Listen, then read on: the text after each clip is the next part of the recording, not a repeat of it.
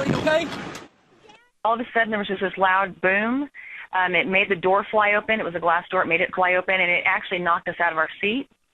As soon as we kind of recovered our senses, we noticed that it was over towards the nursing home that it had happened. So my sister-in-law had taken off to go to the nursing home because she has a relative there, and we took off after her. And as we did, we took our van, and we saw people coming out of this cloud of debris and black smoke that were holding their heads, and they were bleeding, and people with limbs that were broken, women holding their babies. So what we did is, we grabbed some people that we could that had come out of the nursing home, some nurses that had come out of the nursing home. The nursing home actually collapsed. We got them in the car and got them to safety.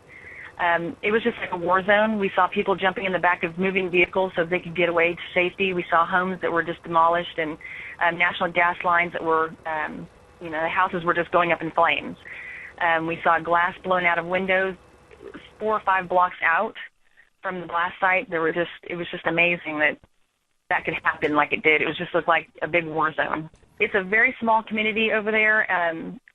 And it appears that most of the houses just going towards the blast site, they've all lost their windows. The front doors were actually cracked in half. Garage doors were cracked in half.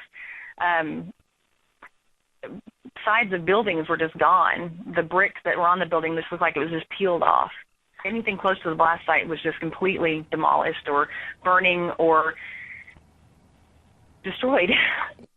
I have some glass shrapnel in my hand and my arm. It's enough to be a nuisance, not enough to have taken care of. But we thought, what we needed to do was to help the community by opening up our church gym. We're working with the Red Cross. We've got 100 beds.